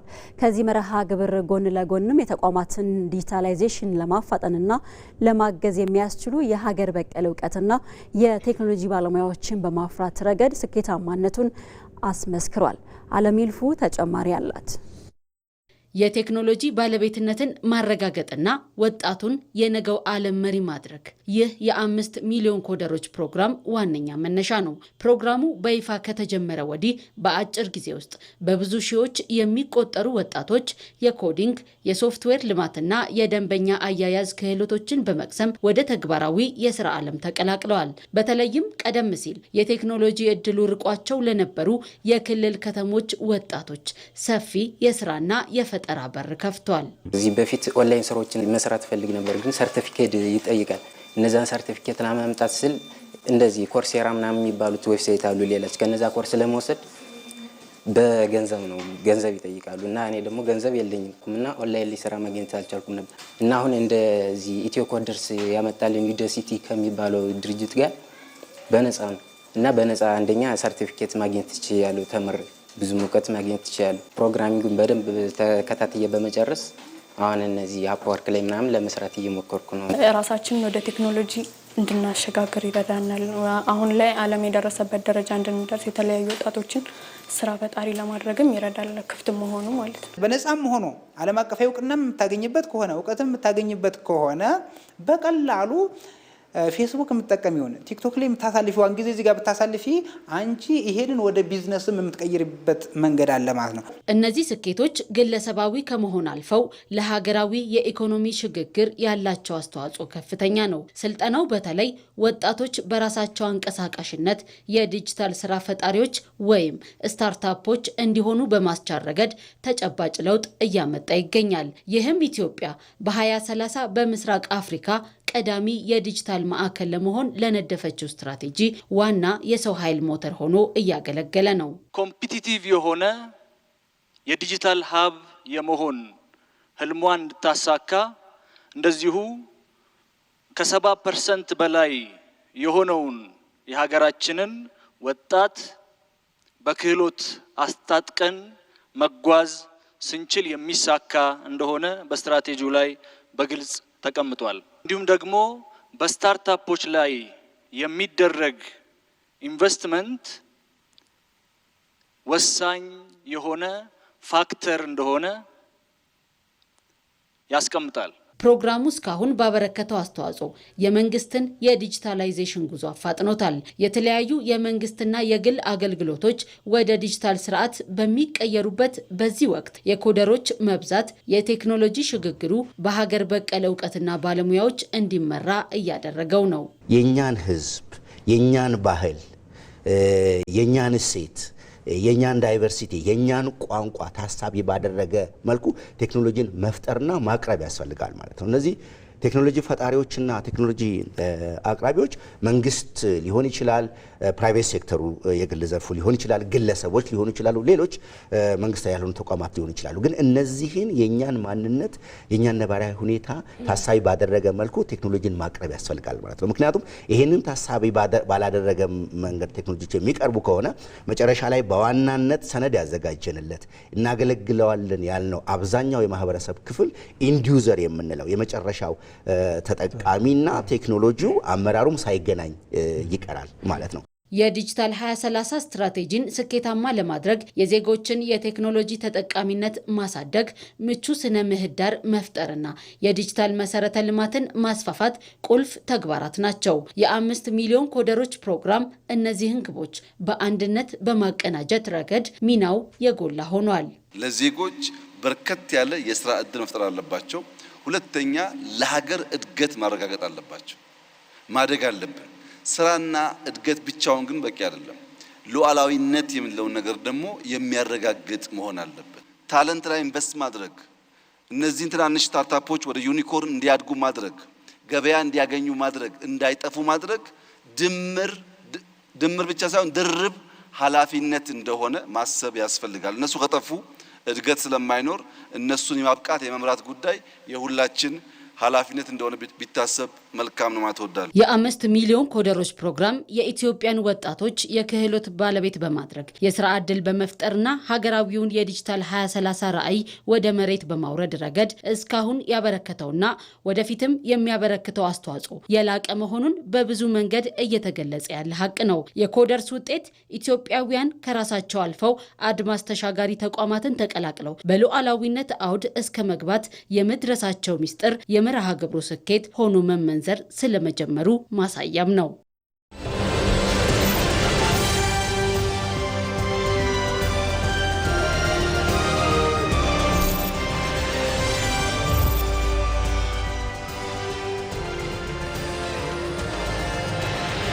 የነገዋን ኢትዮጵያ የሚቀይሩ ባለድንቅ አእምሮ ወጣቶች ወደ መድረክ መጥተዋል።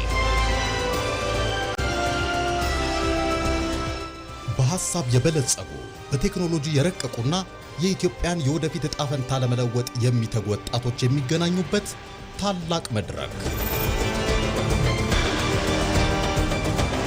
የሚሊዮኖችን ሕይወት የሚቀይር ፈጠራ ይዘው የሚቀርቡት እነማን ይሆኑ? ዳኞችን ያከራከሩ ፈጠራዎች፣ ብርቱ ፉክክር የሚስተዋልበት ዌቡ ላይ ሌላ ላይ ይሰራል። እዚህ ላይ ግን የተረዳችሁ አይመስለኝም። ቆልጨርስላ ሲስተሙን በመጠቀም የራሱን ምርት ያስገባል። እዛ ላይ ያለውን ይመዘግባል። በስልክ አፕሊኬሽን ነው የሚጠቀመው። ዴታ ስማርትፎን መጠቀም አለበት። 4-5 ቋንቋዎች ትሬን አድርጌያለሁ አልከኝ። ከ10ኛ ክላስ እያለሁ ነው ኮድ ማድረግ የጀመርኩት። ድንቅ የፈጠራ ስራዎች የሚወጡበት መድረክ ኢትዮ ስታርታፕ በቅርብ ቀን በኢቲቪ ዜና ቻናል ይጠብቁን። የኢትዮጵያ የኢንዱስትሪ ፓርክ ልማት ስትራቴጂና ስኬት ለአፍሪካ ምሳሌ ነው አሉ በተባበሩት መንግስታት ድርጅት የአፍሪካ ኢኮኖሚክ ኮሚሽን ዋና ጸሐፊ ክላቨር ጋቴቴ። የዓለም አቀፍ ልማት ፋይናንስ ድጋፍ እየቀነሰ በመሆኑ የአፍሪካ የወደፊት እጣ ፋንታ የራሷን ሀብት በመጠቀምና ዘላቂነት ያለው የስራ ዕድል በመፍጠር የሚወስን ነው ብለዋል ዋና ጸሐፊው። እዚህ ጉዳይ ላይ ቆይታ እናደርጋለን። በዚህ ጉዳይ ላይ ተጨማሪ መረጃ ሊሰጠን ባየ ሙላት በቀጥታ መስመራችን ላይ ይገኛል። ባየ እንዴት ውለሃል? አፍሪካ በተለይ የራሷን ሀብት ተጠቅማ እንድትበለጽግ ምን አይነት አካሄድን መከተል አለባት ተባለ? በተጨማሪም የኢትዮጵያ ተሞክሮ ተነስቷል እና በምን መልኩ ነው ይህ ተሞክሮ የተነሳው የሚለውን መረጃዎችህን ብታጋራን።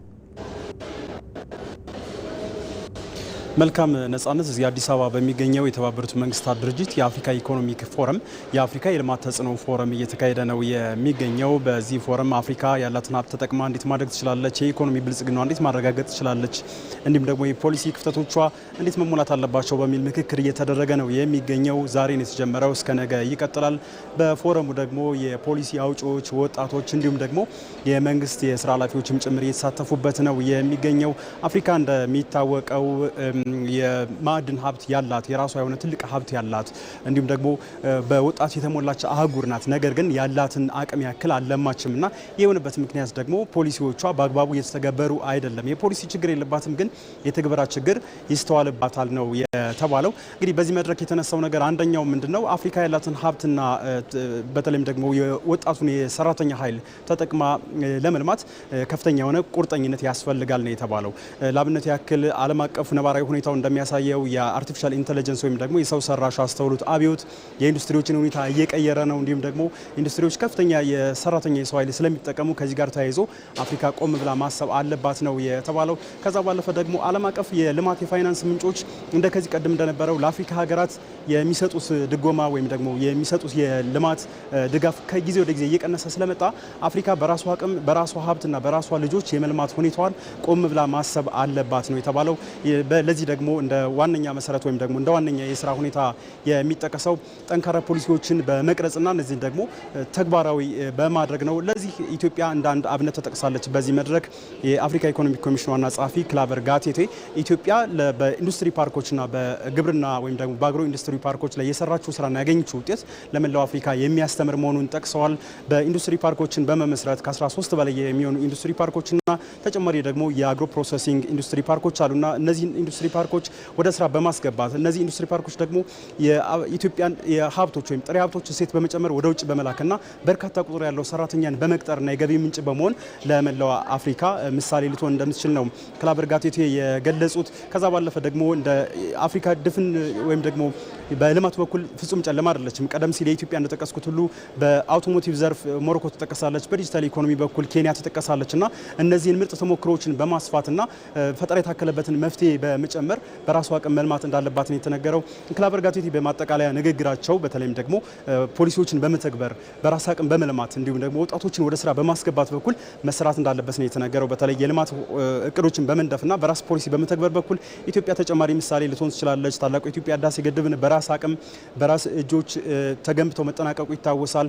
በቅርቡ የተገነቡ ታላላቅ የኮሪደር ልማት እንዲሁም ደግሞ የወንዝ ዳርቻ ልማቶችም እንደዚሁ በተቀመጠላቸው ጊዜ በመጠናቀቃቸው ፖሊሲዎችን በመሬት በማውረድ ተግባራዊ በማድረግና ውጤታማ በማድረግ በኩል ምሳሌ ሆነው ይጠቀሳሉ። ባየ ሙላት ስለ መረጃዎች እናመሰግናለን። የሀገር ባለውለታዎችን የልፋት ታሪክና ተቋማዊ አሻራ ለቀጣዩ ትውልድ የሚያሻግረው አዲሱ የአባዱላ ገመዳ ማንነትና ሌጋሲ በሰዎች እይታ የተሰኘው መጽሐፍ ተመርቆ ለአንባቢያን በቅቷል። በመጽሐፉ ላይም ለሀገረ መንግስት ግንባታ የራስን አሻራ ማስቀመጥ ታሪክ የማይረሳው ሀገራዊ ገጽታን ጽፎ እንደሚያልፍ ተቀምጧል። እድሉ ፈቀደ ተጨማሪ አለው። ሀገረ መንግስት በካርታ ላይ በሚሰሩ ድንበሮች ወይም በወረቀት ላይ በሚጻፉ ህጎች ብቻ የሚቆም አይደለም። ጠንካራና ሉዓላዊ ሀገር በየዘመናቱ ወቅቱ የሚጠይቃቸውን መስዋዕትነቶች ለመክፈል ቆርጠው በተነሱ የግል ጥቅማቸውን ወደ ጎን ብለው ለህዝብ ክብር በቆሙ መሪዎችና ግለሰቦች ትከሻ ላይ የሚገነባ የጋራ ማዕቀፍ ነው። በኢትዮጵያ የፖለቲካና የወታደራዊ ታሪክ ውስጥ ስማቸው ጎልቶ ከሚነሳ ግለሰቦች መካከል አንዱ ናቸው አቶ አባዱላ ገመዳ። ማዕረግና ስልጣን በፈራረቁበት የረዥም ዘመን ጉዟቸው ውስጥ ከጦር ሜዳ መሪ እስከ ክልል ርዕሰ መስተዳድርነት እንዲሁም የህዝብ ተወካዮች ምክር ቤት አፈ ጉባኤ በመሆንም አገልግለዋል። በእርግጥ በአንድ ሀገር ግንባታና ጉዞ ውስጥ የብዙዎች ልፋት ድካምና መስዋዕትነትም ይከፈላል። ከእነዚህ ሀገር ባለውለታዎች መካከል ደግሞ በርካታ ህይወት ዘመናቸውን ማለት በሚቻልበት ሁኔታ በተለያዩ የኃላፊነት እርከኖች ሀገራቸውን ሲያገለግሉ የኖሩት አቶ አባዱላ ገመዳ ቀዳሚውን ስፍራ ይይዛሉ። እርሳቸው ለሀገር የለፉት ልፋትና ያሳለፉት የድካም ዘመን ለዛሬው ትውልድ ትልቅ ትምህርትና የመንፈስ ስንቅ የሚሆን ነው። እንደ አባዱላ አይነት እድሜ ልኩን ለዚች ሀገር የለፋ አብሮት የነበሩ ሌሎችም እንደዚሁ እንዲህ እድሜ ልካቸውን ለአገር የለፉ በቁማቸው ምስጋና ይሄ ምስጋና ነው። ለአገርህ አበልክተሃል፣ ለሰጠኸው ሰርቪስ እናመሰግናለን። ያንተ ዋጋ ይሄ ትንሽ ነው፣ ግን ደግሞ ከአንተ ታሪክ ሰው እንዲማር እንዲህ አድርገናል መባል አለበት። አንድን ሀገር ወደፊት ለማስጓዝ የፖለቲካ እውቀት ብቻ በቂ አይደለም። የላቀ የሥራ ጥንካሬ፣ ቁርጠኝነትና ፈታኝ ሁኔታዎችን የመቋቋም ብቃት ይጠይቃል። በኢትዮጵያ ዘመናዊ የፖለቲካና የወታደራዊ ታሪክ ውስጥ አቶ አባዱላ ገመዳ በስራቸው ጠንካራ፣ ለውሳኔ የማያወላውሉና ስራን ሳያለሰልሱ እስከ መጨረሻው የሚያስፈጽሙ መሪ በመሆናቸው ይታወቃሉ። በተለይም ጠንካራ መሪ የሚለካው ነገሮች በተደላደሉበት ወቅት ሳይሆን ከፍተኛ ውጥረቶችና ፈተናዎች በሚበዙበት ጊዜ ነው። አባዱላ ገመዳ በኢትዮጵያ የፖለቲካ ምህዳር ውስጥ በርካታ ውጣ ውረዶችንና የለውጥ ማዕበሎችን ቢያልፉም በስራቸው ላይ የነበራቸው መሪነትና ጽናት በአግባቡ መወጣት የቻሉ ስለመሆናቸው ታሪክ ስብዕናቸውን ይመሰክራል። ወታደር ሲሆኑ ጀግና ወታደር ናቸው። አስተዳደር ሲሆኑ ጥሩ አስተዳደር ናቸው። የቤተሰብ አስተዳዳሪ ሲሆኑ ጥሩ አባወራ ናቸው። በበጎ ስራ ላይ ሲሰማሩ ደግሞ ዲቦራ ፋውንዴሽን እንዳየ ነው ጥሩ የበጎ ሰብአዊ አገልግሎት ሰጪ ናቸውና ብዙ የምንማረው ይሄ መጽሐፍ ትውልድ ከዚህ ይሄን እንድማር ይሄ ደግሞ እንደሚከፍል የሚያሳያ ስለሆነ ለእኔ ጥቅም ያለው ያምናል። አባዱላ ገመዳ ለሀገር የለፉት ልፋትና የከፍሉት ዋጋ ለዛሬው ትውልድ የሚታወው አደራ ቀላል አይደለም። የሀገር ፍቅር ስሜት በቃላት ሳይሆን በስራ ጥንካሬ፣ በዲሲፕሊንና ለህዝብ በሚሰጥ ታማኝ አገልግሎት እንደሚለካ አስተምረው አልፈዋል። ዛሬን በዚህ ጉዳይ ላይ ካልተጠቀምንበት እንዲህ አባዱላ ያደረገውን በልጅም ይሁን በሌላ በዛ አይነት ነገር ማድረጉ አባዱላ የጀመረውን ነገር ሞመንተን መጠበቅ ይሆናልና ትልቅ ትምህርት ሰጥተዋል እላለሁ። ጥሩ መስራት ምን እንደሚከፍል ስራችን እንዴት እንደሚከፍለን ከአባዱላ የህይወት ታሪክ እንማራለን ማለት እና ከትውልዱ የምንማረው በጎ ነገር ይከፍላል። የሰራነው ስራችን ሁሉ ይከፍለናል ወይ በራሳችን አሁን አባዱላ ተከፍሎታል፣ አይቷል።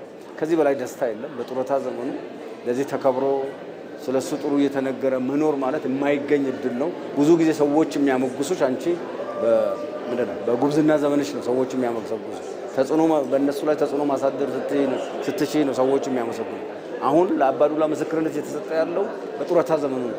አቶ አባዱላ ገመዳ በኢትዮጵያ የፖለቲካና የለውጥ ጉዞ ውስጥ የነበራቸውን ሚና የከፈሉትን መስዋዕትነትና ጥለውት ያለፉትን ተቋማዊ አሻራ የሚያሳይ የአባዱላ ገመዳ ማንነትና ሌጋሲ በሰዎች እይታ የተሰኘው መጽሐፍ በድምቀት ተመርቋል።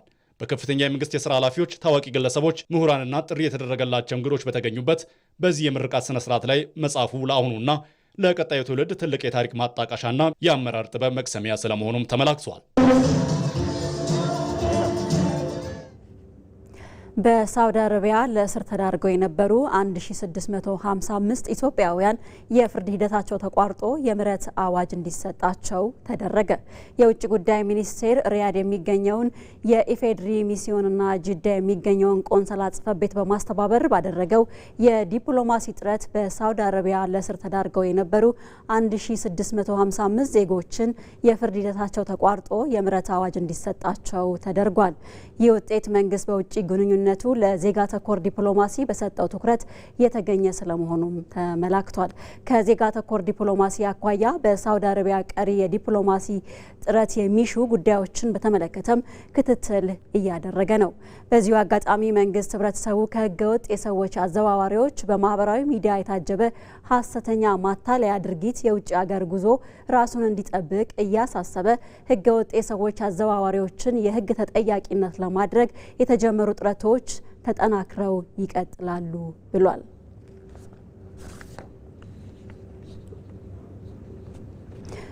በአዲስ አበባ አዲሱ የተሽከርካሪ ሰሌዳ መሰጠት ተጀመረ። የአዲስ አበባ ከተማ አስተዳደር አሽከርካሪና ተሽከርካሪ ፍቃድና ቁጥጥር ባለስልጣን ዋና ስራ አስኪያጅ አቶ ዘገየ በላይነህ አዲሱ የተሽከርካሪ ሰሌዳ ከዛሬ ጀምሮ መሰጠት መጀመሩን ገልጸዋል።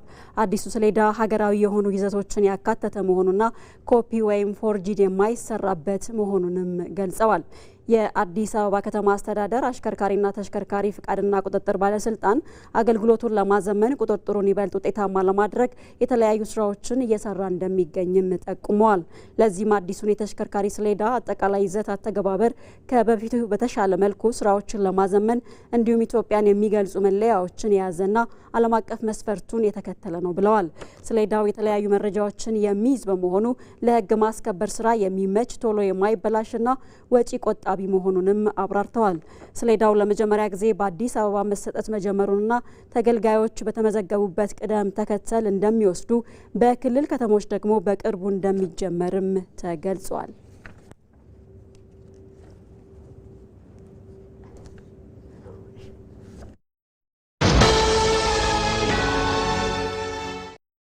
ተመልካቾች ተመልካቾቻችን ከጧት ጀምሮ ሲያስቡበት እንደቆየው ተሳክቶለት ከቢሮ ሾልኮ ቢወጣ ይመስላል። የሁሉም ተመልካችና ደጋፊ ጥያቄ ነው። አዎ እያታለለ ነው የሚወጣ ይመስላል። እያታለለ ነው አይደለም። አለቃው ወጥታለች ይመስላል። ያመለጠ ይመስላል። አሁንም እያታለለ ነው እንደፈራ ነው በሩ ጋር ሲደርስ ተያዘ። ይሄ ማስጠንቀቂያ የሚያሰጠው ይመስላል። ቢጫ ካርድ እቃ ልግዛ በሚል ተልካሻ ምክንያት ከስራው ሊወጣ የነበረው የቢሮ ሰው ቢጫ ካርድ አይቷል። ቢጫ ካርድ እሱስ ምን አስወጣው? እዛው ቢሮ እንዳለ አያስብ ነበር። ቢሮ እያለን ያልከው? አዎ መቼም በዚህ ጊዜ ቴሌብር ማይጠቀም የለም። አዎ ቴሌብር ላይ በሚገኘው ዘመን ገበያ የሚያስፈልገው ማንኛውንም አይነት ነገር ቢሮ ድረስ ሸምቶ በቀላሉ ማድረስ ይችላሉ እኮ። ታዳጊዎቻችን የዲጂታል ኢትዮጵያ ግብይት መዳረሻ በሆነው ዘመን ገበያ ውስጥ የገባ ይመስላል።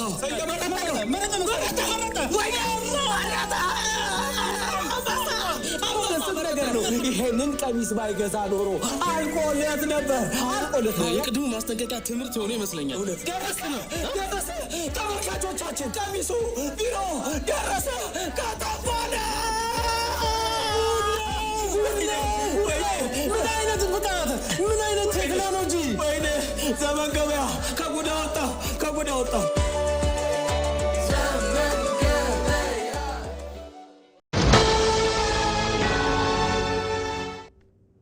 ወደ ውጭ ዜና አለፍን። የአሜሪካና የኢራን ወታደራዊ ፍጥጫ ዳግም አገርሽቶ ወደ ከረረ ግጭት ማምራቱን ተከትሎ ኢራን ስልታዊ ጠቀሜታ ያለውን የሆርሙዝ ሰርጥ መዝጋቷን ብታወጅም ዋሽንግተን ግን መግለጫውን ተራ ፕሮፓጋንዳ በማለት አስተባብላለች። ይህ በሁለቱ ኃይሎች መካከል የሚታየው ተቃራኒ መረጃና ዳግም ወደ ጦርነት መመለስ ስጋትንም ፈጥሯል። አሸናፊ እንዳለ ተጨማሪ አለው። የመካከለኛው ምስራቅ ፖለቲካዊ ምህዳር በየቅስፈቱ መልክ የሚቀያየርበትና ዲፕሎማሲያዊ ተስፋዎች በአንድ ጀንበር ወደ ከባድ ውጥረት የሚቀየሩበት አደገኛ ምዕራፍ ላይ ይገኛል። ላለፉት ወራት በአሜሪካና በኢራን መካከል የሚደረጉ ቀጥተኛ ያልሆኑ ንግግሮች ይፋዊ የሆኑና ይፋዊ ያልሆኑ የጓሮ በር ስምምነቶች ወደ ተኩስ አቁምና ዘላቂ መረጋጋት ያመራሉ ተብሎ በጉጉት ሲጠበቅ የነበረ ቢሆንም አሁን ላይ ግን ሁኔታዎች ሙሉ በሙሉ አቅጣጫቸውን ቀይረዋል። ይደረሳሉ የተባሉ ስምምነቶችና የተፈጠሩ የሰላም ተስፋዎች ከተራ የፖለቲካ ፕሮፓጋንዳና ከጊዜ መግዣ ስልቶች የዘለለም ተጨባጭ ውጤት ሳያመጡ ቀርተዋል። በምትኩም ሁለቱ ኃይሎች ከመቼውም ጊዜ በላይ ወደ ቀጥተኛና ሞቅ ያለ ጦርነት ለመግባት በጫፍ ላይ ይገኛሉ። ይህ ደካማውን የተኩስ አቁም ስምምነት ሙሉ በሙሉ ያፈረሰ አዲስ የውጥረት ማገርሸት ደግሞ ቀጠናውን ብቻ ሳይሆን አጠቃላይ የዓለምን ሰላምና የምጣኔ ሀብት መዋቅር የሚፈታተን የጂኦፖለቲካ ቀውስ እያመጣ ነው። ለዚህ ዲፕሎማሲያዊ ውድቀትና ወደ ከረረ ወታደራዊ ግጭት የመግባት ዋነኛ መንስኤ የሆነው የኢራን ኃይሎች የአሜሪካ አፓቺ የጦር ሄሊኮፕተርን መትተው መጣላቸው ነው። ይህንን ተከትሎም በፕሬዝዳንት ዶናልድ ትራምፕ ትዕዛዝ የአሜሪካ ጦር በኢራን ውስጥ በሚገኙ በርካታ ስልታዊ ይዞታዎች ላይ ከእኩለ ሌሊት ጀምሮ አዲስና ከባድ የአየር ጥቃቶችን የፈጸመ ሲሆን የጥቃቱ ዋነኛ ኢላማዎችም የኢራን ወታደራዊ ደህንነት መሳሪያዎች፣ የግንኙነት አውታሮችና የአየር መከላከያ ስርዓቶች መሆናቸውን ዋሽንግተን አስታውቃለች።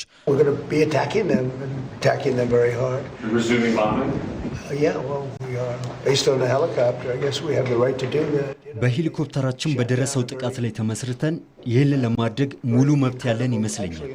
እነሱ የጣሉት በጣም በእውነቱ ከሆነ እጅግ ዘመናዊ የሆነ ማሽን ነው። መጀመሪያ ላይ እኛ አልጣልንም አሉ። ከዚያ በኋላ ግን ማድረጋቸውን አመኑ። ስለዚህ በግልጽ እንደሚታየው ቦምቡ በእጃችን ይገኛል። ቦምቡ ባለመፈንዳቱ በጣም እድለኞች ናቸው። ቦምቡ በሄሊኮፕተር ውስጥ ተቀርቅሮ የነበረ ቢሆንም አልፈነዳም። እሳት ተነስቶበት ነበር፣ ግን አልፈነዳም። እኔ ከኢራን ጋር ለበርካታ ወራት ስሰራ ቆይቻለሁ። ስምምነቱን ሊፈርሙ ይገባል። ጥሩ ስምምነት ነው። የኒኩለር መሳሪያ የመታጠቅ መብት አይሰጣቸውም። እንዲያውም የኒኩለር መሳሪያ ፈጽሞ እንዳይኖራቸው ሙሉ በሙሉ ይከለክላል። ነገር ግን ነገሩ ዝም ብሎ መዘግየትና ማለስለስ ብቻ ሆነ። ምን እያደረጉ እንደሆነ ሊገባኝ አልቻለም። እኛ እኮ በዓለም ላይ ጠንካራው ወታደራዊ ኃይል አለን። እኛ የምንፈልገው ትርጉም ያለውና የሚሰራ ስምምነት ነው። እንደ ባራክ ሁሴን ኦባማ አይነት ስምምነት ዝም ብለን መፈረም አንፈልግም። ለዚህ የአሜሪካ ከባድ ድብደባ የኢራን እስላማዊ አብዮታዊ ዘብ የሰጠው አጸፋዊ ምላሽ እጅግ የበረታና ግጭቱን ይበልጥ ያፋፋመ ሆኗል። የኢራን ኃይሎች በኩዌትና በባህሬን በሚገኙ 18 የአሜሪካ የጦር ሰፈሮች ላይ ሰፊ የሚሳኤልና የድሮን ጥቃቶችን የሰነዘሩ ሲሆን ባህሬንና ጆርዳንም በተመሳሳይ ሁኔታ በግዛቶቻቸው ላይ ጥቃት እንደተሰነዘረባቸው በይፋ አረጋግጠዋል።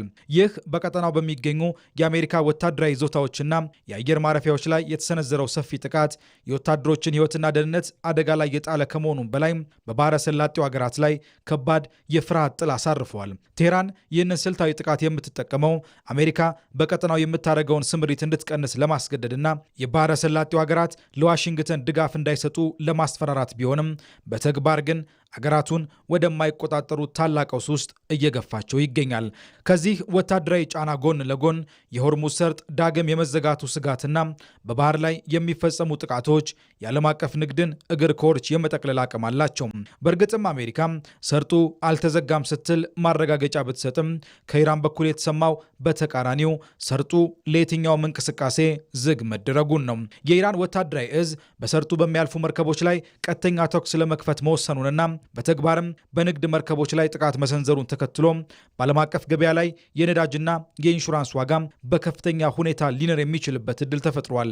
ይህ ጠባብ የባህር መተላለፊያ የዓለም የነዳጅ አቅርቦት 1/5 የሚሻገርበት ስልታዊ መስመር በመሆኑ በሱ ላይ የሚደርስ ማንኛውም መስተጓጎል ገና በማገገም ላይ ያለውን የዓለም አቀፍ የንግድ ልውውጥ ወደ ከፋ የኢኮኖሚ መቀዝቀዝ ሊከተው ይችላል። ይህ በእንዲህ እንዳለም በዓለም አቀፉ የኒውክሌር ኤጀንሲ በኩል ኢራን ያላትን የዩራኒየም ክምችት እንድታሳውቅ የሚያስገድደው ውሳኔ መጽደቁና የባህረ ሰላጤው ትብብር ምክር ቤት እንዲሁም ሳውዲ አረቢያ የኢራንን እርምጃዎች አጥብቀው ማውገዛቸው በሁለቱ ኃይሎች መካከል ያለውን የፖለቲካ ፍጥጫ ይበልጥ አክሮታል። ይህ አደገኛ ሁኔታ ጦርነቱ ወዴት እያመራ ነው ለሚለው ወሳኝ ጥያቄ ግልጽ ምላሽ ይሰጣል። ግጭቱ አሁን ካለበት የተተኪ ኃይሎች ጦርነት ወጥቶ ወደ ቀጥተኛና ሰፊ ቀጠናዊ ጦርነት እያመራ መሆኑን የሚያሳዩ ምልክቶች በጉልህ እየታዩ ነው። ቴህራንም ሆነች ዋሽንግተን ከዚህ ቀደም ይከተሉት የነበረውን ስልታዊ ትዕግስት በመተው ወደ ወሳኝ የኃይል እርምጃ እየተሻገሩ ይመስላል። በመሆኑም ጦርነቱ ወደፊት የሚጓዘው ስምምነቶች ወደ መፈለግ ሳይሆን አንዱ የሌላኛውን ወታደራዊና ምጣኔ ሀብታዊ አቅም ሙሉ በሙሉ ለማዳከም በሚደረግ አስከፊ ግጭት ነው። በጥቅሉ በአሜሪካና በኢራን መካከል የነበረው የሰላም ተስፋ መክኖ ወደ ሞቀ ጦርነት የመመለስ ጫፍ ላይ መደረሱ የቀጠናውን ፖለቲካዊ አለመረጋጋት ወደ ላቀ ደረጃ አሸጋግሮታል። የፕሮፓጋንዳ ስራዎች አብቅተው በተግባር የሚታዩ ጥቃቶችና ማስፈራሪያዎች በበረቱበት በዚህ ወቅት ዓለም አቀፉ ማህበረሰብ ሊመጣ የሚችለውን ታላቅ ቀውስ ለመግታት የሚያስችል ጠንካራ የዲፕሎማሲ ግፊት ካላደረገ በስተቀር መቋጫው ለቀጠናውም ሆነ ለዓለም አቀፉ ማህበረሰብ እጅግ አስከፊና ዋጋ የሚያስከፍል መሆኑ የማይቀር እውነታ ነው። በመጨረሻም ስፖርት። የዓለም ዋንጫ ዛሬ ይጀምራል። ይህ የዓለም ዋንጫ ዛሬ ሲጀምር አዘጋጇ ሜክሲኮ ከደቡብ አፍሪካ የሚያደርጉት የመክፈቻ ጨዋታ ትኩረት አግኝቷል። ሁለቱ ሀገራት ከ16 ዓመታት በኋላ በድጋሚ በትልቁ መድረክ የመክፈቻ ጨዋታ ተገናኝተዋል። ጨዋታው በታሪካዊ አዜትካ ስታዲየም ምሽት 4 ሰዓት የሚጀምር ይሆናል። ተመልካቾች ለዕለቱ ያዝናቸው የዜና ኢትዮጵያ ዜናዎቻችን እነዚህን ይመስሉ ነበር። ዜናዎቹን የመራው ነጻነት ፍቅሩ ከእናንተ ጋር ቆይታ አድርጌያለሁ። ስለነበረን ጊዜ እናመሰግናለን። መልካም ጊዜ ይሁንላችሁ።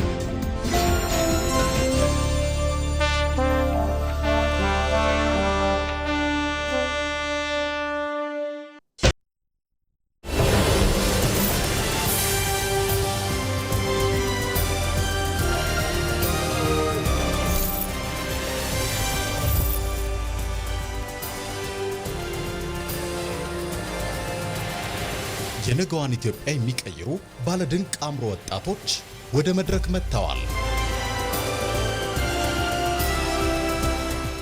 በሐሳብ የበለጸጉ በቴክኖሎጂ የረቀቁና የኢትዮጵያን የወደፊት ዕጣ ፈንታ ለመለወጥ የሚተጉ ወጣቶች የሚገናኙበት ታላቅ መድረክ። የሚሊዮኖችን ሕይወት የሚቀይር ፈጠራ ይዘው የሚቀርቡት እነማን ይሆኑ? ዳኞችን ያከራከሩ ፈጠራዎች፣ ብርቱ ፉክክር የሚስተዋልበት